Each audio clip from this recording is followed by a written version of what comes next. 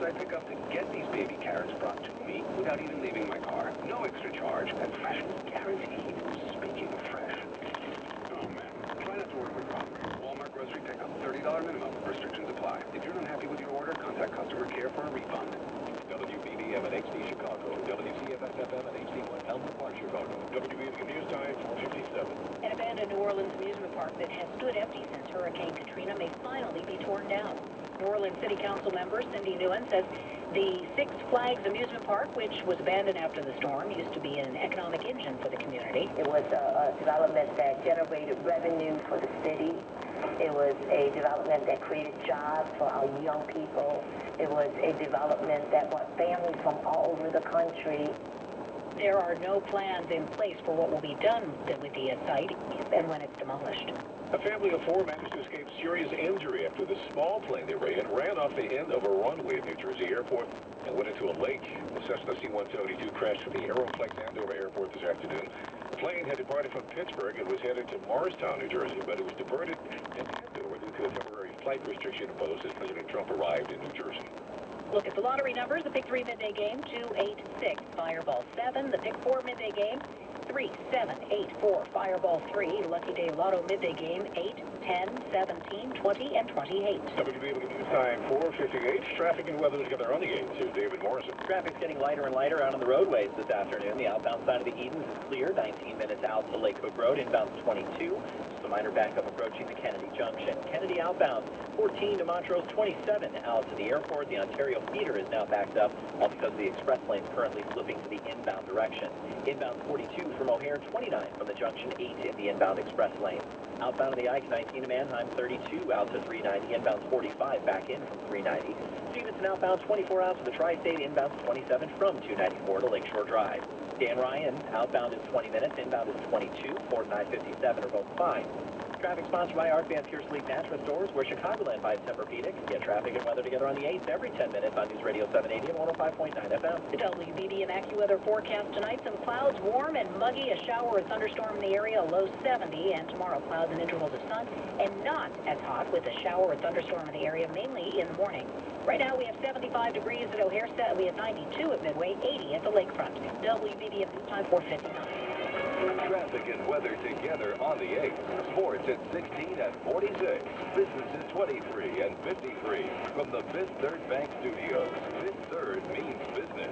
This is Chicago's all-news station, a radio.com station. News Radio 780 and 105.9 FM.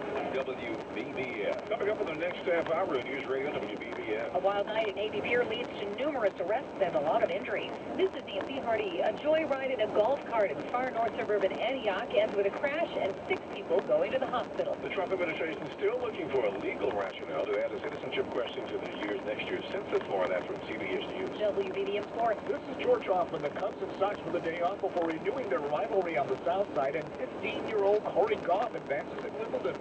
On the market watch today, Dow down 44 points, NASDAQ down 8, and the S&P down 5. CBS is next at 5 o'clock. It's CBS News on the Hour, sponsored by Cunard.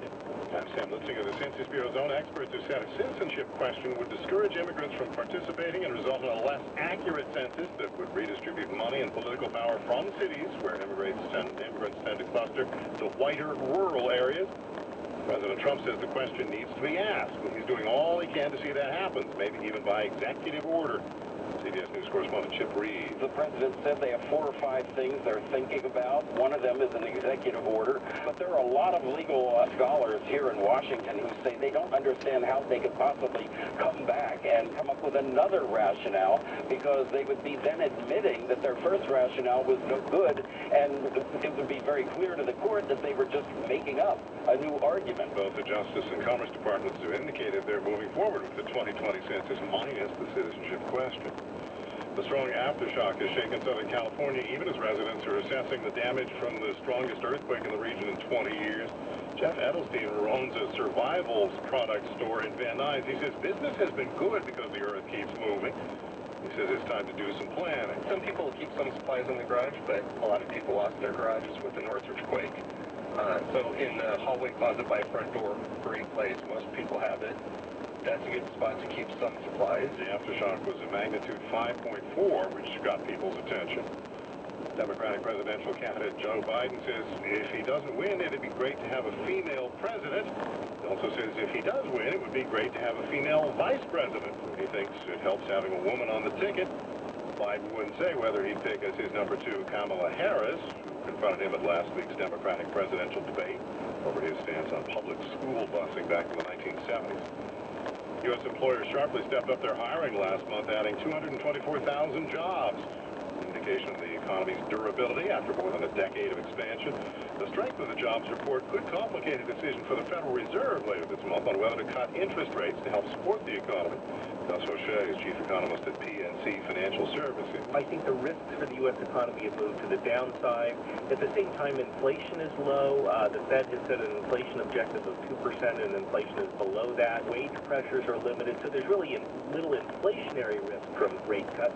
So I still expect that we will see the Fed cut the Fed funds rate, their key policy rate, by 1/4 percentage point when they meet later this month. Many investors have been anticipating a rate cut.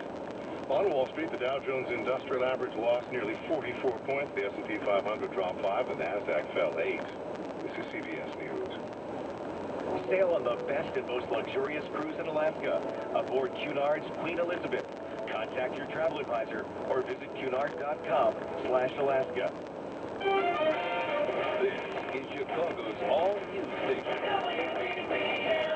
News Radio 780 and 105.9 FM and WBBMNewsRadio.com. WBB News Time, 5:03. It's Friday, July 5th. Good afternoon. I'm Keith Johnson. And I'm Jennifer Kuiper. We have 75 degrees at O'Hare's, 92 at Midway, 80 at the lakefront, and our top local story on News Radio WBBM. Chicago police says there was a firecracker mistaken for gunfire, as well as a gang fight that led to a stampede at Navy Pier last night that left at least 36 people injured.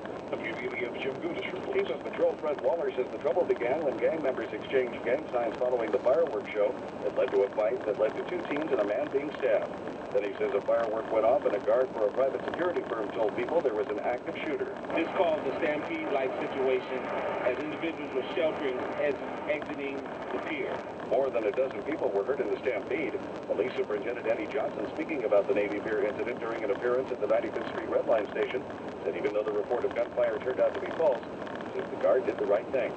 On the south side, Jim Gudis, News Radio 105.9 FM. A man was hit by falling glass in the Loop this morning. Workers were replacing windows in the 200 block of North Michigan Avenue when some glass fell onto the man's head, causing a 1-inch cut. Police say no one else was injured and the area was secured. WBB News Time, 5:04. One person remains hospitalized after a teen crashed a golf cart in unincorporated Antioch last night. 7 people, ranging in age from 11 to 26, were at a family holiday party when the Lake County Sheriff's Office says they decided to go for a joyride at around 7:45 p.m. in a 6-person golf cart. Sergeant Chris Covelli says the 17-year-old was driving on Drexel Boulevard. As the driver approached Grass Lake Road, made an abrupt turn in an attempt to turn around, which caused the golf cart to roll on the roadway. Everybody was ejected, and some people were injured more than others. 6 people were taken to the hospital, 1 with a broken foot, 2 with head injuries. The driver has not been